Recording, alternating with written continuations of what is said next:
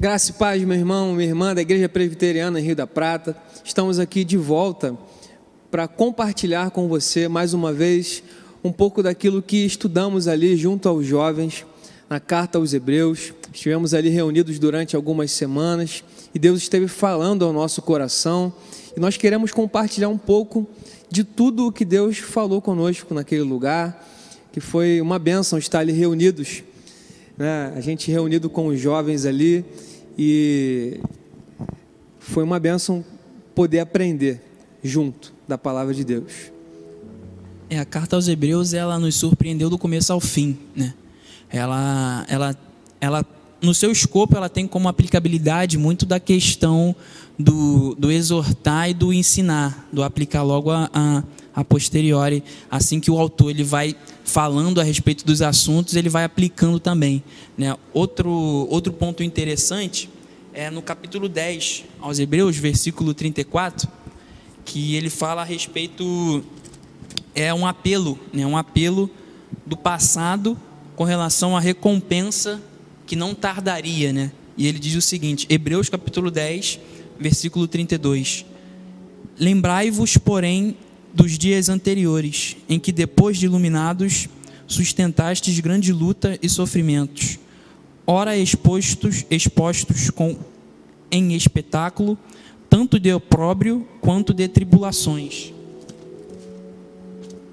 Ora, tornando-vos coparticipantes com aquele que desse modo foram tratados, porque não somente vos compadecestes dos encarcerados, como também aceitastes com alegria o espólio dos vossos bens, tendo ciência de possuirdes vós mesmos patrimônio superior e durável. Não abandoneis, portanto, a vossa confiança, ela tem grande galardão. Com efeito, tendes necessidade de perseverança, para que, havendo feito a vontade de Deus, alcanceis a promessa. Porque ainda dentro de pouco tempo, aquele que vem virá e não tardará.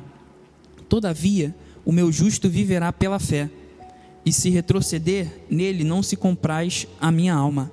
Nós, porém, não somos do que retrocedem para a perdição, somos, entretanto, da fé para a conservação da alma.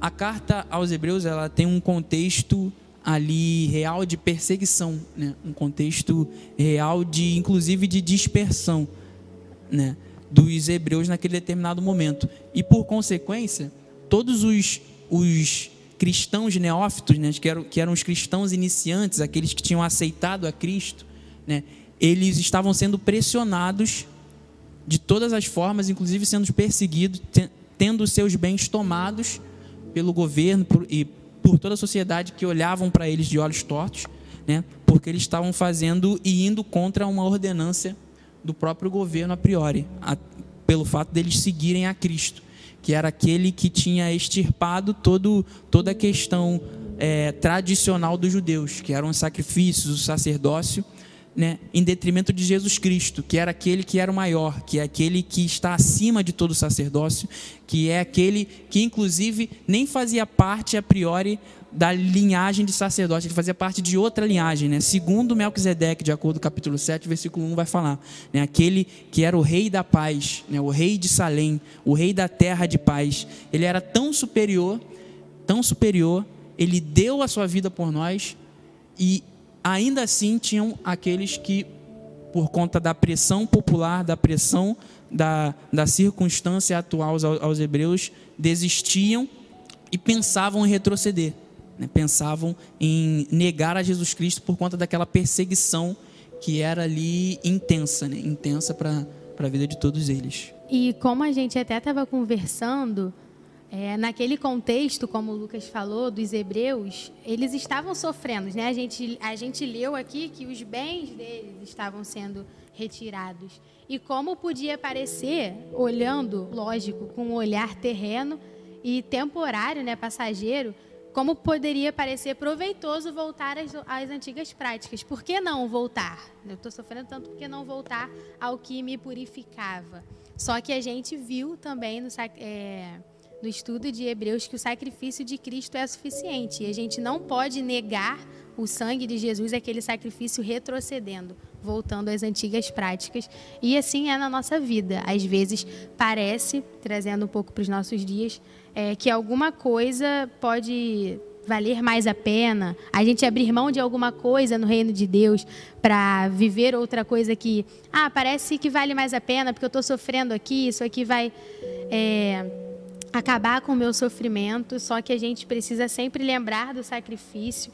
E também no capítulo 10 mesmo, até onde o Lucas leu, ele fala, né? Lembrem-se dos dias passados, quando depois de que foram iluminados, vocês sustentaram com grande luta e sofrimentos. A gente trazer aquilo que nos traz esperança e até ajudar aqueles que estão passando por isso. Até no capítulo 10 mesmo, o autor fala, cuidemos também de nos animar uns aos outros no amor e na prática de boas obras. Como é importante a gente ter esse cuidado de perceber, o meu irmãozinho ali, ele talvez está querendo retroceder, está querendo voltar, não, vamos deixar não, vamos ali ajudar ele com amor. Como auxílio ao outro, como a Karina acabou de falar, é importante, porque realmente ter um irmão do seu lado para te mostrar que o Senhor Jesus, ele é superior e aquilo que nós temos em Jesus é muito maior do que qualquer sofrimento que a gente estiver passando, qualquer pensamento em querer voltar ou deixar de fazer algo por ser mais confortável, por ser, talvez seja mais atraente, talvez pareça menos sofrido fazer. Mas o Senhor Jesus, ele é maior do que qualquer sofrimento, qualquer perseguição, qualquer adversidade. E ele nos dá a esperança de vitória, né? Ele nos dá, somente através dele a gente vai ter vitória. Então, se nós estivermos passando por algum sofrimento e a gente quiser retroceder, a gente não vai ter vitória, porque se a gente não estivesse em Jesus, que nos dá a vitória, né, a gente não vai obtê-la. E como é importante, como a Karina disse, ter os irmãos do nosso lado que vão dizer, não, meu querido, Jesus é maior e você vai conseguir passar por isso estando em Jesus, que é totalmente superior, né? Amém. É interessante que no versículo 35 do texto que Lucas leu, diz assim, portanto, não percam a confiança de vocês, porque ela tem grande recompensa. Vocês precisam perseverar, né? Vocês precisam permanecer, vocês precisam confiar. Eles estavam ali passando, a fé dessas pessoas estava sendo desafiada, né? Estava sendo, de certa forma, alguns tiveram a sua fé abalada. Mas a gente também passa por nossos desafios hoje, né? A nossa fé, a nossa caminhada cristã, nós também enfrentamos desafios. E aí, quero trazer aqui uma pergunta para vocês. Como não perder a confiança, né? Como perseverar, como permanecer firme? Se a gente continuar aqui lendo, o capítulo 11, no versículo 1, vai falar a respeito da fé. A fé é a certeza de coisas que se esperam, a convicção de fatos que não se veem. Então, e depois ele vai dando uma série de exemplos de fé, né? Os heróis da fé, os patriarcas, né? A certeza, a convicção. Então, como permanecer fiel, né?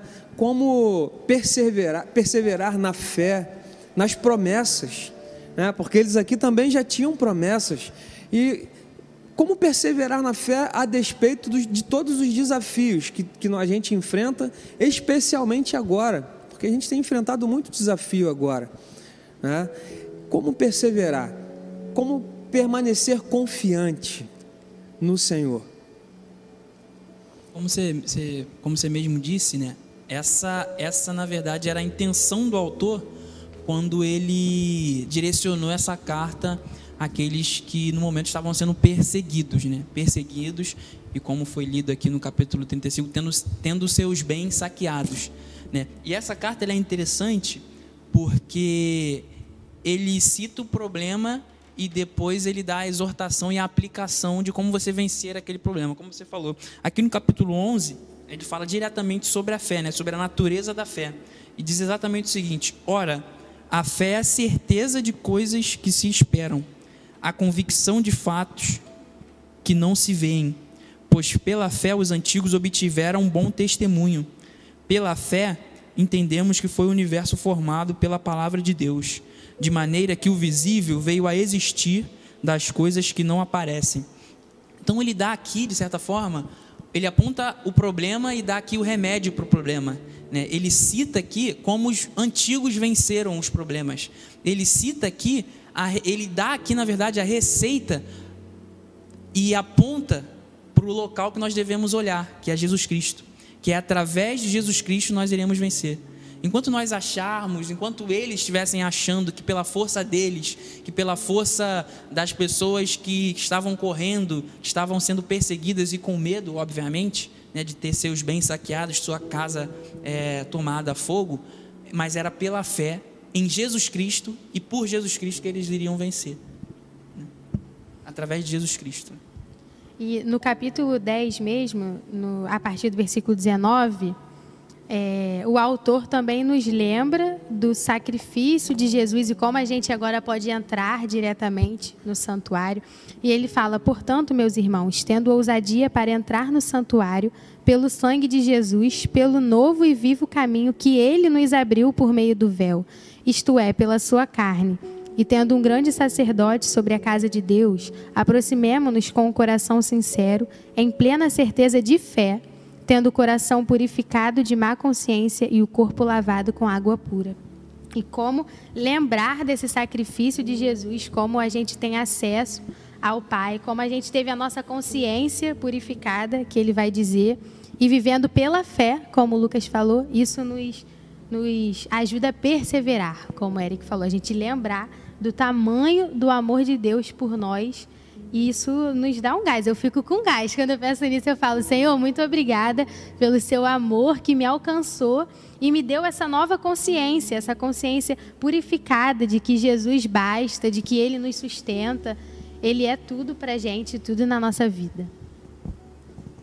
Como nós estudamos, como nós vimos no livro de Hebreus, não é nada que a gente faça que vai nos trazer a salvação ou que vai nos tornar mais merecedores, porque é somente pela graça de Jesus, é pela graça que ele nos apresentou, pela aliança que o Senhor fez conosco, dizendo que nos traria o Cordeiro perfeito, que morreria por nós, e assim nós teríamos a graça, a salvação.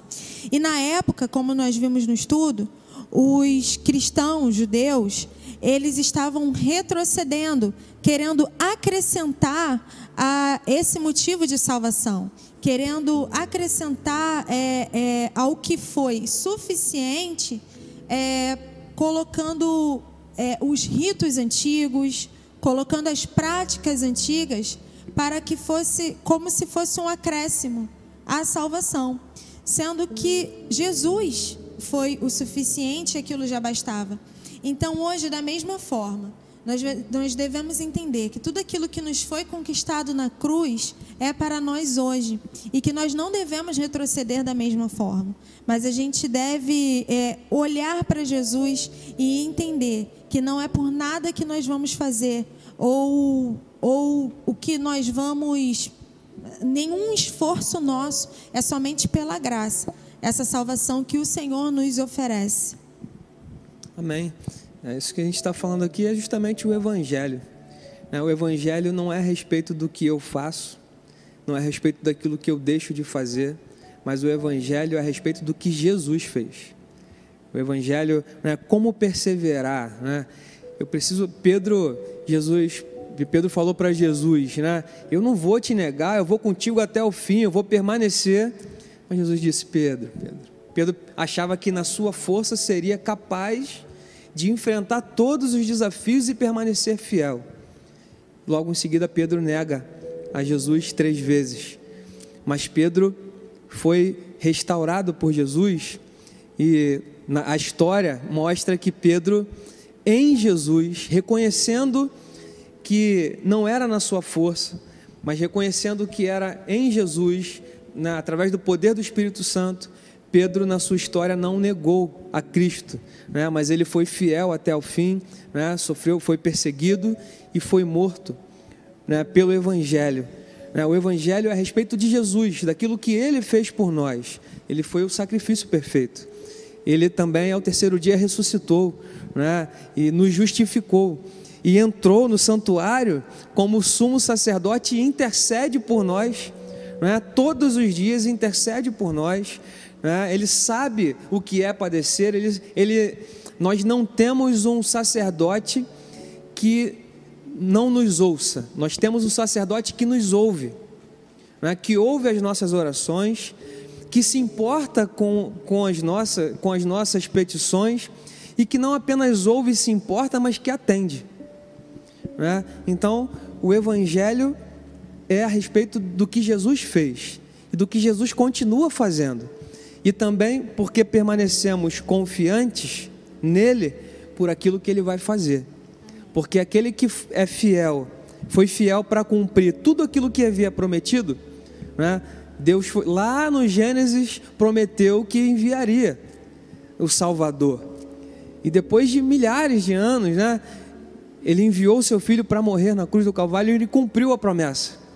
Mas a promessa ainda diz que ele um dia vai voltar para buscar a sua igreja. E aquele que foi fiel para cumprir a promessa e enviar o filho, também é fiel para enviar o filho para nos resgatar, para nos levar, né? Para levar a sua igreja, a sua noiva.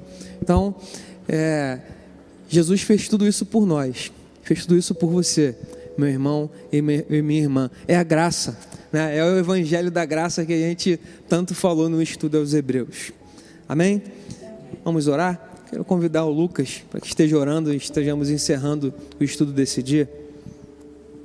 Senhor Deus Pai, queremos mais uma vez te agradecer pela consciência que o Senhor nos concede, meu Pai amado, de que Tu és o Deus de nossas vidas, porque o Senhor nos resgatou, o Senhor nos escolheu, o Senhor, através da Tua palavra, nos dá todo dia a certeza da nossa salvação, o Senhor nos dá a certeza da vitória, Pai. O Senhor nos alimenta para perseverarmos em Te buscar, em Te servir, em vencer as nossas batalhas em Ti, Senhor, e contigo.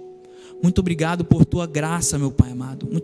Muito obrigado por Tua graça, que é extremamente enorme. Nós não conseguimos enxergar, nós não conseguimos mensurar, meu Pai amado, de tanto amor que o Senhor teve por nós e tem a todos os dias em nos resgatar e nos tirar do lamaçal do pecado e nos purificar, Senhor. Fala com aqueles irmãos que estiveram ouvindo a palavra nesse momento. Toca no coração por Tua vontade. É o que te peço e te agradeço. Em nome de Jesus, meu Deus. Amém.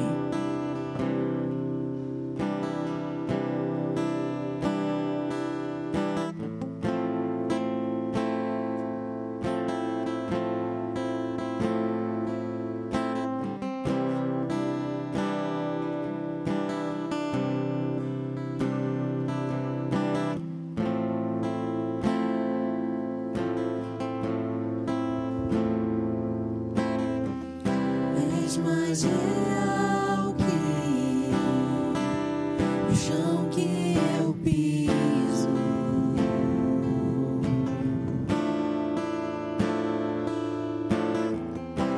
és mais real que o ar em meus pulmões,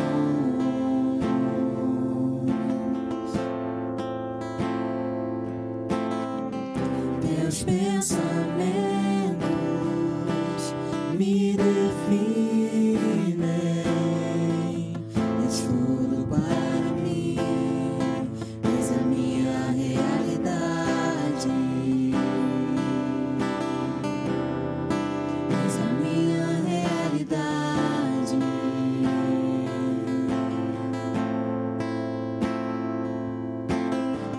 Abba, eu pertenço a Ti.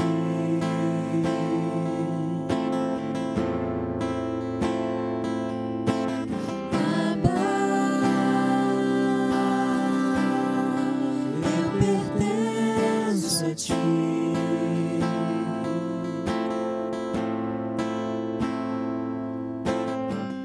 Teus pensamentos me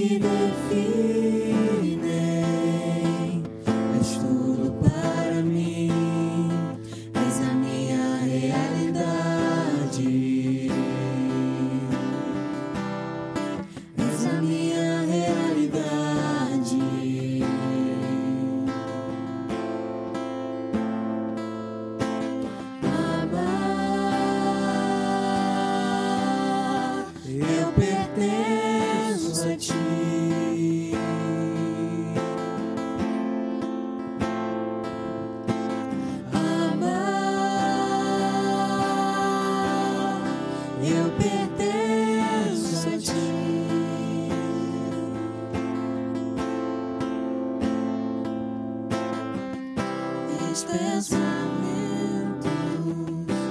me definem. És tudo para mim, és a minha realidade, és a minha